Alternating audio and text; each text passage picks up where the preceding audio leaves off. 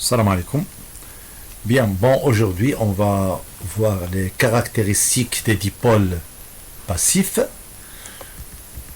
Donc, caractéristiques de quelques dipôles passifs. Définition dipôle passif. Donc, un dipôle est un composant électronique possédant deux bornes, c'est-à-dire deux pôles. Donc, j'aurai ici le A et ici j'aurai le B. Donc, vous aurez deux bornes, c'est un dipôle. Donc, ce dipôle-là, il peut être une lampe, il peut être une résistance, etc.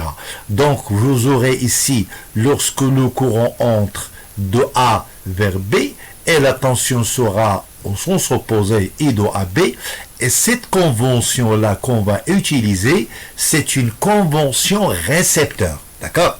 Bien.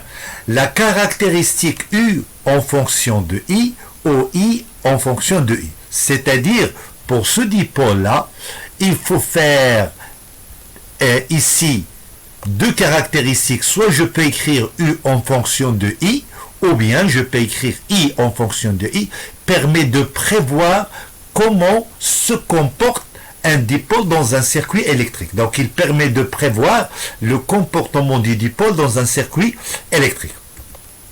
Donc, convention récepteur qu'on vient de dire.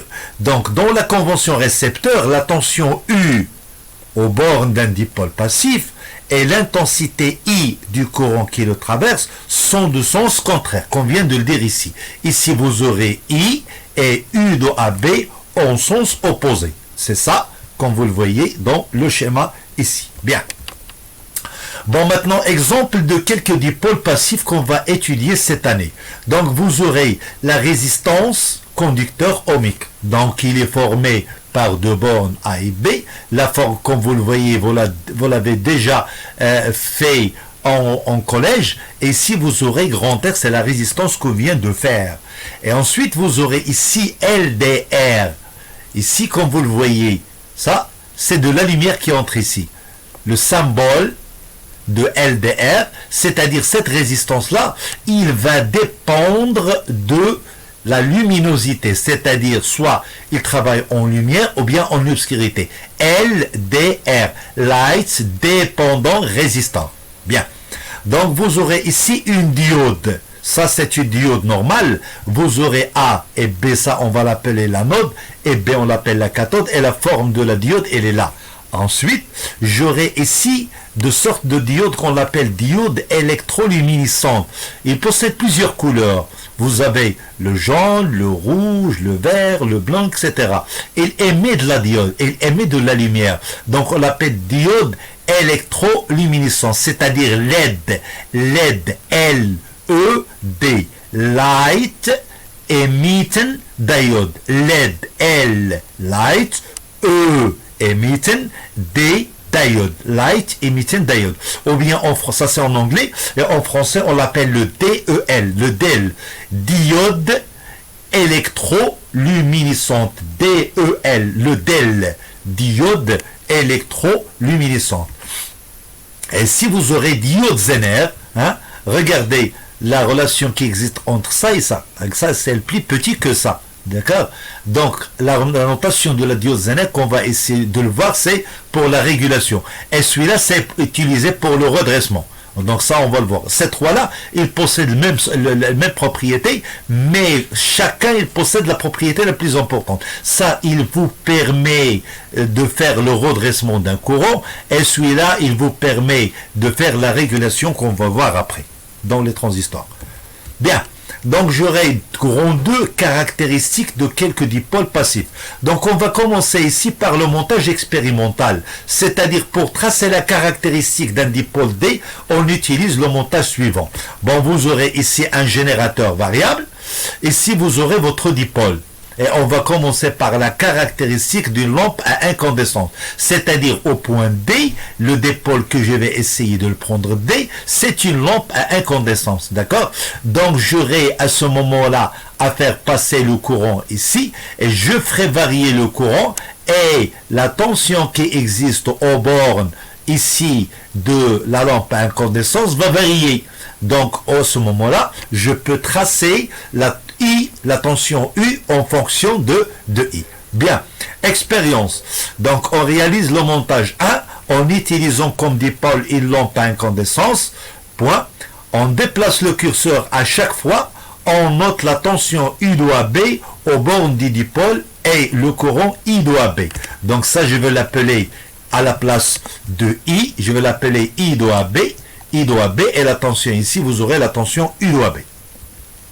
Bien, tracé de la caractéristique U en fonction de I. Voilà, donc vous aurez votre caractéristique, elle est là. Donc lorsque la tension varie, vous aurez l'intensité elle-même varie. Mais n'oubliez pas, à l'intérieur de la lampe, il y a un petit filament, le filament à incandescence, le filament, il est formé par le tungstène. Le tungstène, donc il rougit, c'est-à-dire c'est une résistance à l'intérieur de la lampe, il y a un filament, et ce filament-là, il est formé en tungstène. Et le gaz rare qui se trouve sur les lampes, soit de l'argon et de krypton, ou bien du gaz de néon. Bon, regardez ici, dès le départ, ici vous aurez presque une petite droite, d'accord? Jusqu'à la valeur de 0,1 et moins 0,1, vous aurez une droite. C'est-à-dire, ici, vous aurez la résistance, il va se comporter comme un conducteur ohmique, parce que le conducteur ohmique, vous aurez eu en fonction de I, c'est une fonction qui est linéaire. Et à ce moment-là, vous pouvez même déterminer la résistance du fil conducteur par lequel est formée la lampe. D'accord? Et au moment où le filament commence à rougir, c'est-à-dire il est porté à incandescence, eh bien vous trouvez ici que la température, lorsque la température augmente, eh bien la résistance elle-même va augmenter. Donc à partir d'ici, vous aurez une fonction linéaire, c'est-à-dire la lampe elle va se comporter comme un dipôle passif, c'est-à-dire comme une résistance, et au moment où le filament du tungstène commence à rougir, vous obtenez que la résistance va augmenter elle-même en fonction de la température. Donc ici, vous aurez, lorsque je vais inverser le sens ici du générateur, le courant maintenant il va entrer par ici, et la tension elle est là, donc vous aurez le courant il est négatif, et la tension elle-même est négative, donc ici c'est un dipôle qui est symétrique. C'est-à-dire lorsque je change I et U, donc il n'y aura aucun changement. Bien, donc j'aurai interprétation et conclusion. La caractéristique de la lampe passe par l'origine des axes, donc U égale à 0, vous aurez I égale à 0. Non linéaire, c'est-à-dire la tension U et l'intensité I ne sont pas proportionnels. Et ensuite, vous aurez symétrique, le comportement du dipôle lampe est indépendant du sens du courant. Et troisièmement, on va commencer par la caractéristique d'une diode à jonction, c'est ce qu'on va voir ici prochainement.